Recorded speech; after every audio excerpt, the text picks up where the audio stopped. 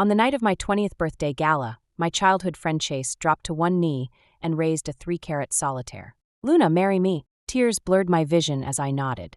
But the instant I reached out, Chase slid the diamond onto my best friend Brielle's finger instead. The room froze for a heartbeat, then exploded in jeers.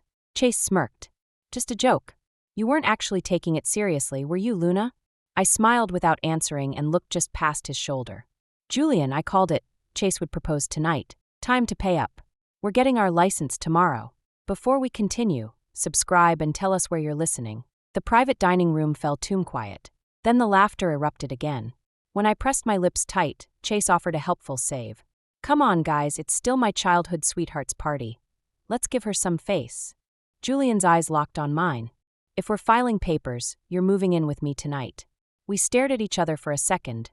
Then I nodded. My hanging hand curled into a fist, my heart throbbing with every beat. A year ago, I would have bolted out crying. Tonight, I swallowed the ache and walked toward Julian. "Where do you think you're going?" "Can't take a joke, so you elope with the first guy you see?" Chase stepped into my path, voice syrupy with mockery. Brielle giggled behind her hand, only quieting when my gaze landed on her. "Chase, Luna's still my best friend. Enough. Look at her, she's about to cry." Watching the two people I once treasured most sneer at me left my chest hollow and tight. I flashed back to a week earlier, when a new fusion place had opened in Boston. Brielle loves anything trendy, so I'd booked us a table. That dinner opened my eyes for good. We'd been college roommates, inseparable, so I'd told her everything. Especially that I liked Chase. The moment she learned how loaded his family was, she started seeing him behind my back. I'd only stepped away to pay the check when I overheard their call on speaker. Yeah, made up your mind to be my girl yet?" "Brielle, better not. We can flirt, but if we go official, Luna will lose it." She follows me around like a puppy, drives me insane. I've got a plan to crush her for good. Just watch." Brielle beamed, asking what he had in mind. Chase's voice turned playful. "Her birthday's next week. I'll throw her a huge gala, fake a proposal, and humiliate her in front of everyone.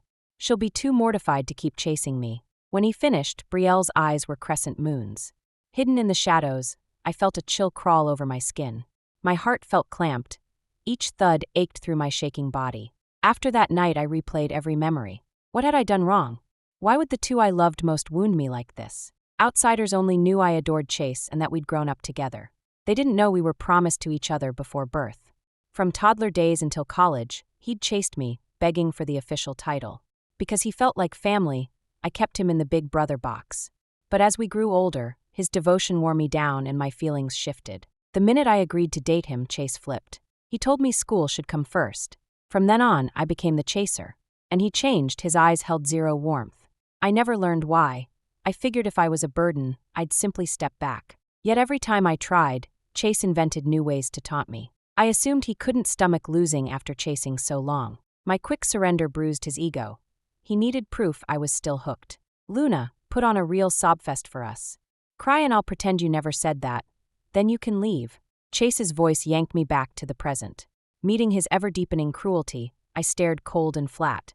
"Chase, you're vile. Get out of my way." He hadn't expected the insult. His smile iced over.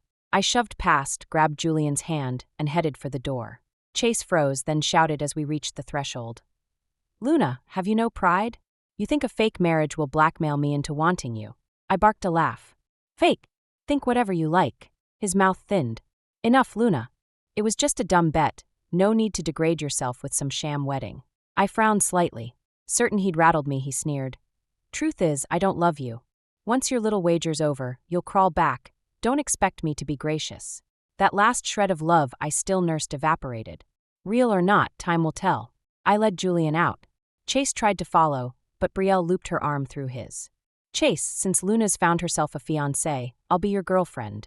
She pitched her voice to Carrie, hungry for my reaction. Chase bellowed after me. "Walk out of Avalon tonight and you're dead to me." I never broke stride. Gladly. Outside, I started to release Julian's hand.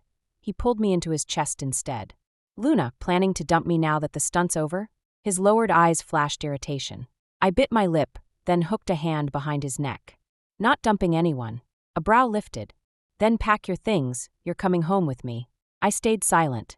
When I didn't answer, he demanded, "Luna, remember what you promised me that night?" As if I could forget.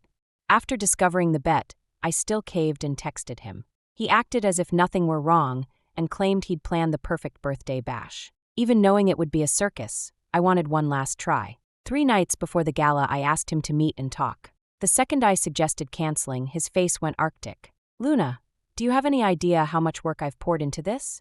I wanted to give you the best. Invites are out, everyone's coming, and now you want to call it off." Looking at his familiar features while he spoke those insincere words made my chest ache. Still, I asked, "Can't you really cancel it? I want to spend my birthday alone with you." I will never forget the expression on Chase's face after I said that. His brows lifted playfully, mockery almost spilling from his eyes, yet his mouth said, "The invitations have already gone out. Calling it off now would make me a laughingstock. Luna, you don't want me to lose face in front of our friends, do you?" I looked at him quietly for a long time and finally nodded. After Chase left, I called Julian, who had always liked me.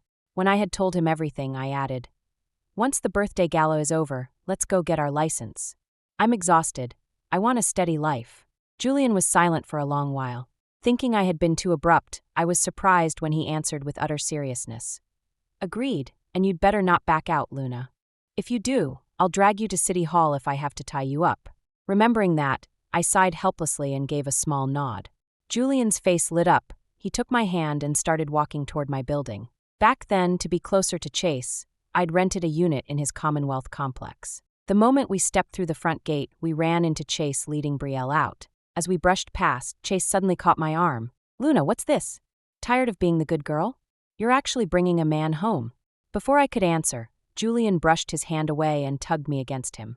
"Did you forget to brush your teeth this morning, Chase? Because whatever's coming out of your mouth stinks." Chase didn't get angry. His eyes simply danced with ridicule as they fixed on me. Oh, fake marriages these days really go for full production value. "But Luna, I'm curious. If you don't show up at City Hall tomorrow, how exactly will you wrap up this little performance?" I gave him a cool glance, then pulled Julian along. "Let's go." My reaction delighted Julian. He shot Chase a smug glare and followed me like an obedient puppy. Chase's smile vanished. He ground his teeth. "Luna, you dare ignore me again and again." Brielle stepped in front of me, all sweet persuasion. "Luna, stop this nonsense. Apologize to Chase, and I promise you two can stay friends." Looking at her frantic eye signals, I felt nothing but exhaustion. "Brielle, maybe mind your own business first." With that, I walked off, Julian in tow. At my rental door, I was fishing for my key when Chase shouldered me aside and started punching in my code. The lock clicked open and he strolled straight in. "Oh, you still haven't changed the code? My birthday must really matter to you." My gaze turned cold. I grabbed him. "Chase, what do you think you're doing?" He studied me, smirking. "Relax. Aren't you getting married? I thought I'd save you the trouble and collect the portraits you painted of me. Wouldn't want your new husband thinking we still have something going." I glanced at Brielle. The smile on her lips faded into a stare. I'd been drawing since childhood, and after falling for Chase, I'd sketched him almost daily. I'd told only Brielle. Apparently lovers share everything. Well, they were the real couple. Of course they talked. I stepped aside and pointed toward the living room with a bright smile. Perfect timing. "The shreds are all in there. See those black trash bags? Haul them away." Chase's eyes iced over the moment he followed my finger. Julian couldn't hold back a snort of laughter. Chase flashed him a glare, then glowered at me. "Luna, watch your step." Before I could respond, Julian had shoved the two of them outside and slammed the door shut. Never in his life had Chase been treated like this in my presence. He shouted through the wood. "Luna, if I ever give you another chance to come near me, I'm a damn dog." Packing didn't take long. I barely lifted a finger.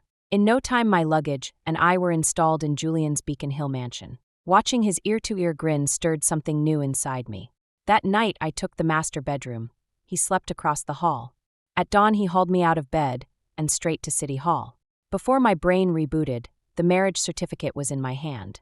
Julian posted it on Instagram with the caption "Married." When his buddies saw it, they hooped and insisted on throwing a party so he could show me off. I shrugged. The bash was set for 3 days later. The afternoon of the party, my parents summoned me home. Only after I arrived did I learn Chase had tattled.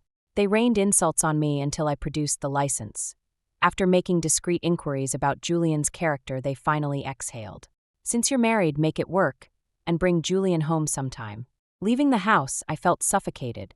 I'd known Chase over 20 years and never imagined he'd stoop to gossip. I hadn't planned to hide my marriage, but I'd wanted to introduce Julian on my own terms. I reached the club just in time to meet Chase, cigarette in hand, blocking the entrance. His face was flushed from liquor, yet hase eyes flared the instant he saw me. I frowned and tried to slip past, but he barred my way. News travels fast. You even know which bar I'm haunting tonight. How thoughtful. I raised my eyes. The usual teasing glint was gone, replaced by a soft shimmer. Since you've come all this way to fetch me, I'll give you one last shot. I stared, baffled. A shot at what? He lifted a brow and leaned in. A chance to apologize. Make me happy tonight and maybe I'll. He didn't finish. Julian stepped between us, an arm circling my waist. Honey, come inside. Everyone's waiting. I nodded and followed. Chase caught up just as Julian's friends chorused. Hey, sis-in-law. His face darkened. Luna, why are they calling you that? My gaze swept the room, pausing on a few faces from my 20th birthday gala. Because we're legally married. Whatever else did you think, Mr. Sterling? Chase and Julian are both heirs to serious money. Though not friends, their circles overlap. Chase had shown up tonight purely because someone whispered there'd be drama. Seeing me no longer fawn over him, his expression blackened further. Luna, before my patience snaps, tell them this marriage is just for show. I looked him over as though he'd told a joke, then murmured. Chase, are you possessed? The taunt made him swear under his breath. He seized my collar and yanked me toward the exit. Julian caught my other arm and swung a fist straight at Chase's face. Chase staggered back, steadying himself with eyes blazing, ready to swing. You dare hit me, you bastard. I shot in front of Julian, warning.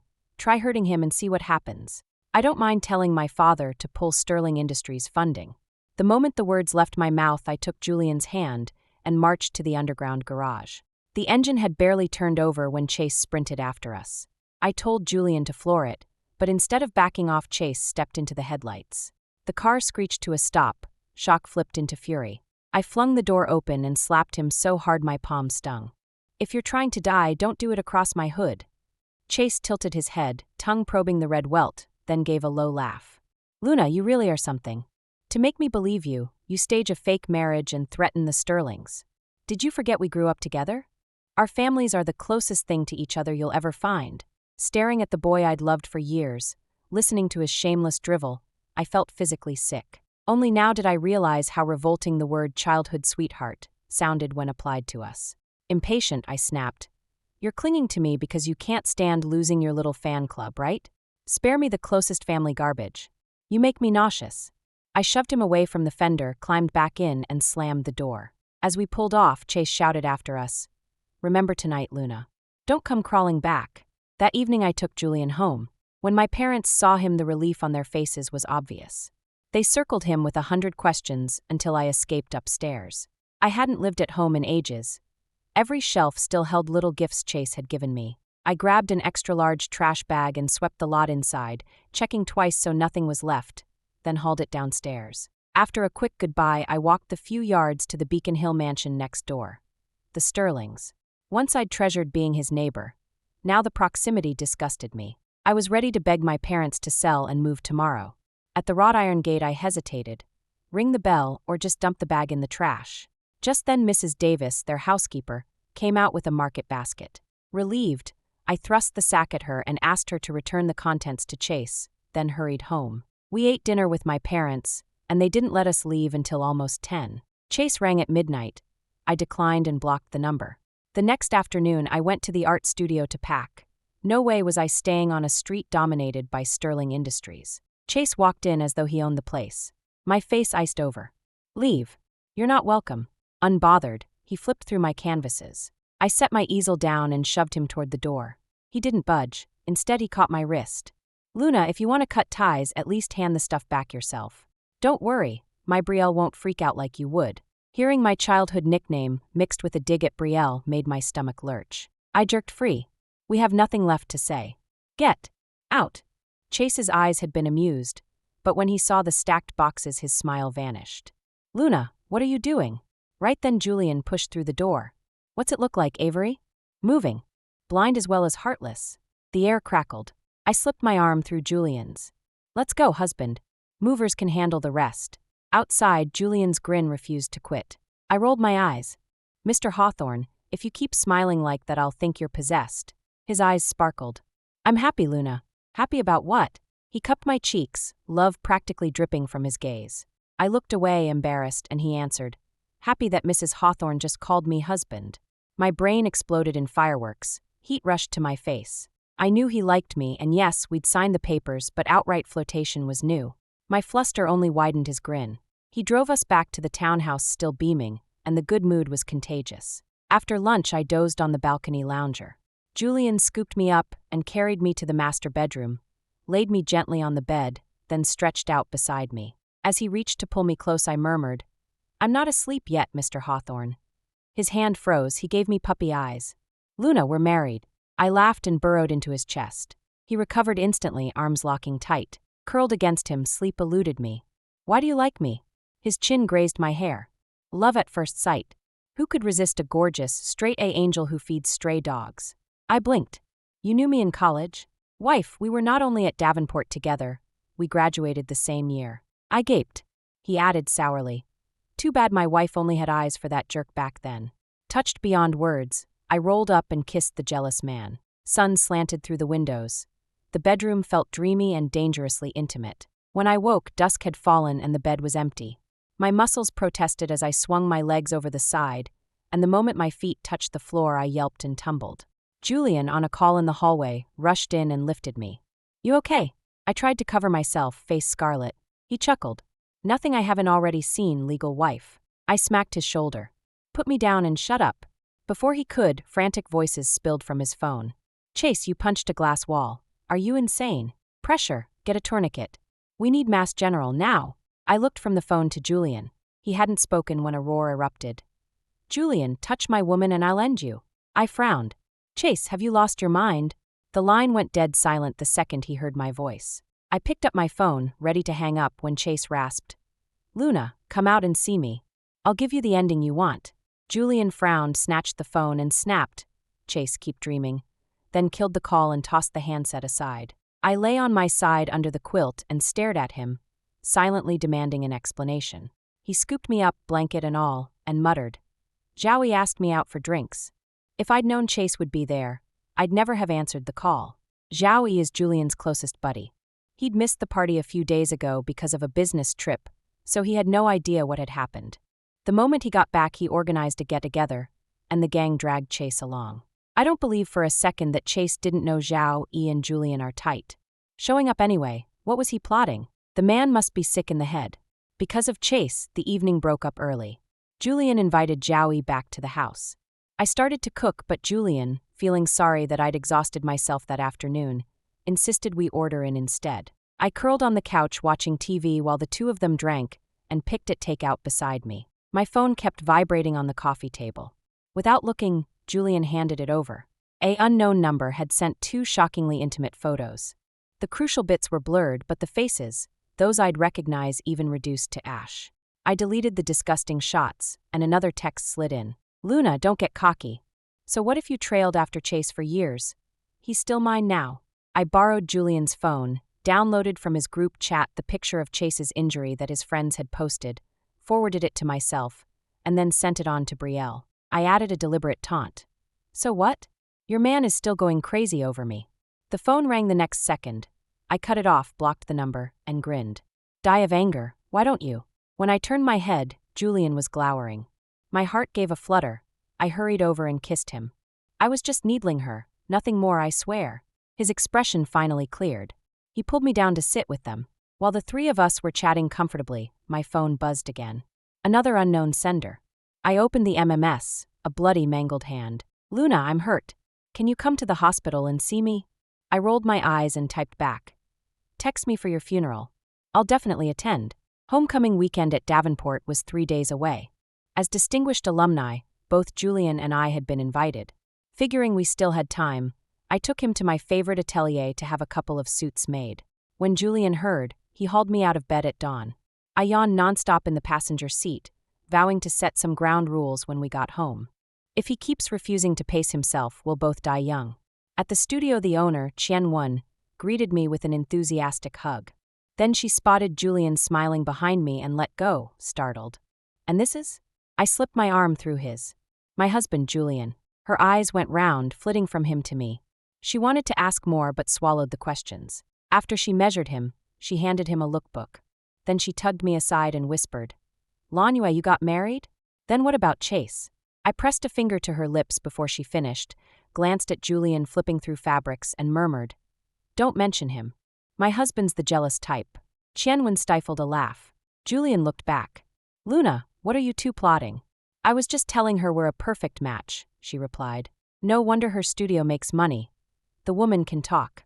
Julian's grin almost split his face. We'd meant to choose 3 styles at most. Instead, Julian tapped the entire album and said, "We'll take the lot, one of each. And every outfit Luna picks has to match mine." Qianwen beamed and bustled off. I opened my mouth, then gave up. Fine, Mr. Hawthorne has money. If he's happy, who cares? Just then someone called from the doorway. "Luna." I turned. Chase was striding toward us. Julian reacted first, shielding me behind him. I poked my head out, frowning. "Chase, you're like a ghost. What are you doing here?" He gazed at me, eyes wounded. Only then did I notice that the usually impeccable golden boy looked haggard. His right hand was wrapped in thick gauze stained with fresh blood. I frowned and looked away. He croaked, "Luna, why didn't you come to the hospital?" I stared, puzzled. "What exactly are we to each other that I should visit you?" His light died at my words. He whispered, "What are we? You once said you'd marry no one but me." The air froze.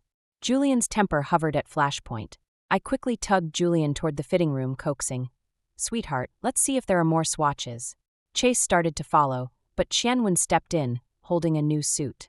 "Jordan, your order is ready. If everything looks good, could you settle up and head out?" She was still smiling, but since I'd shown Chase zero warmth, her tone had sharpened. Then I remembered. I had commissioned that suit as Chase's birthday gift. Afraid the fit might be off, I'd told him outright and brought him here for measurements. Back then he never treasured anything I gave him.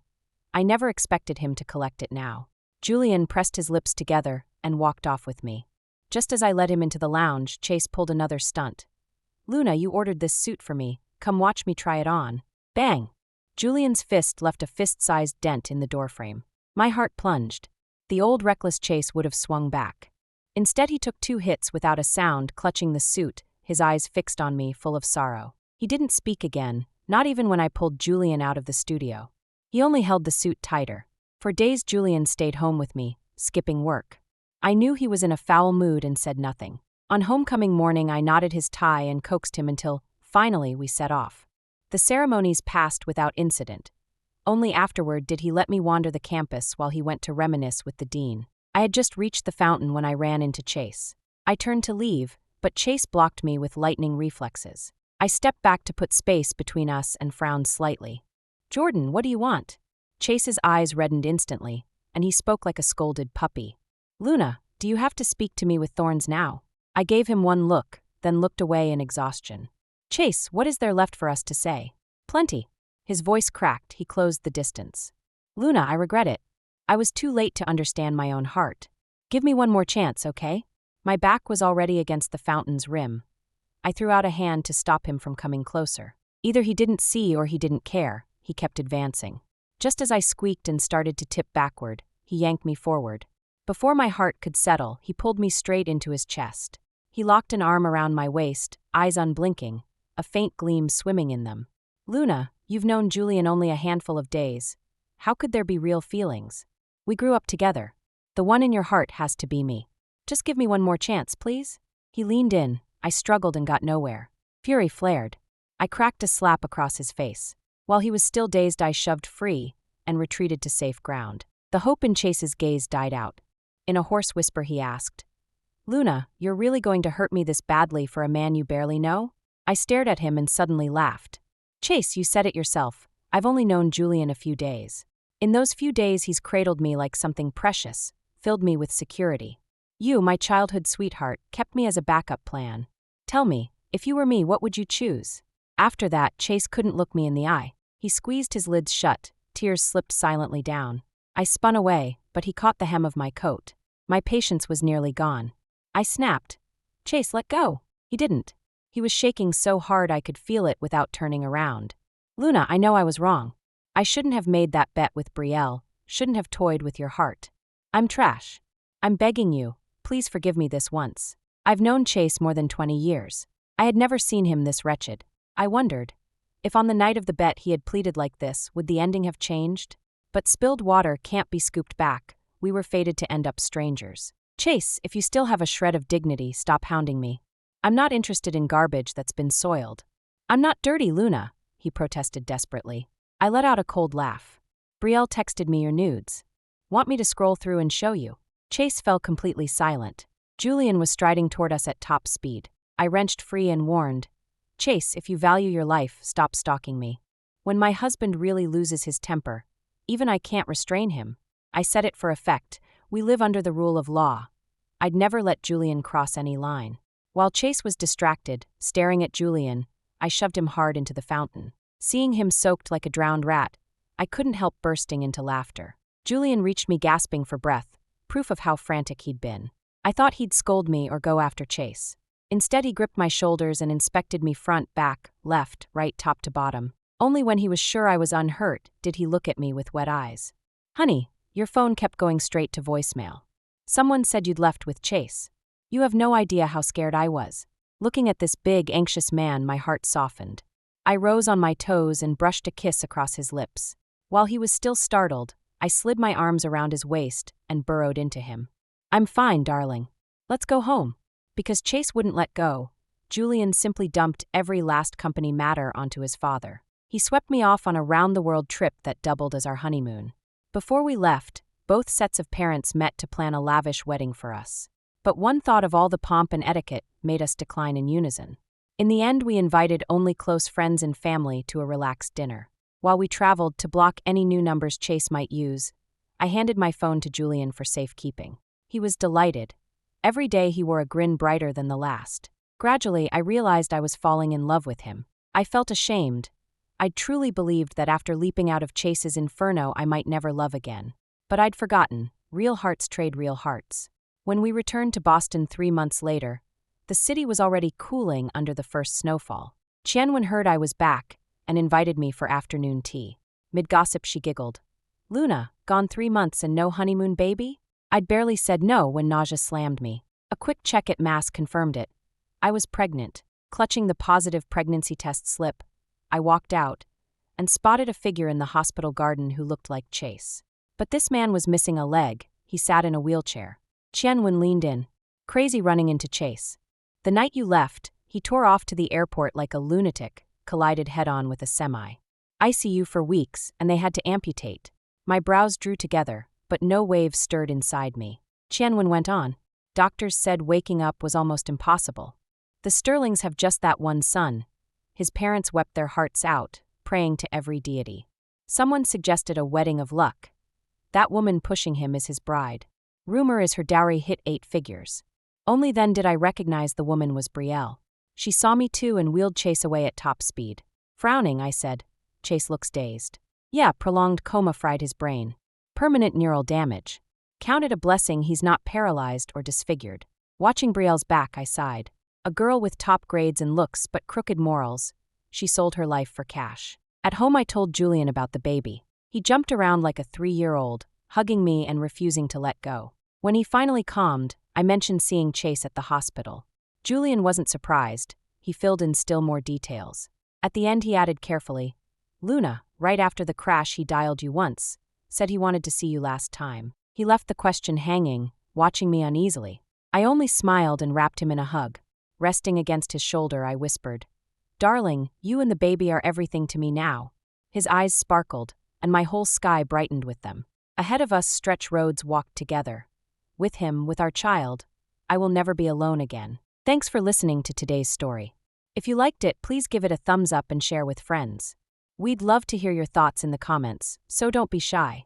Be sure to subscribe for more amazing stories. See you next time.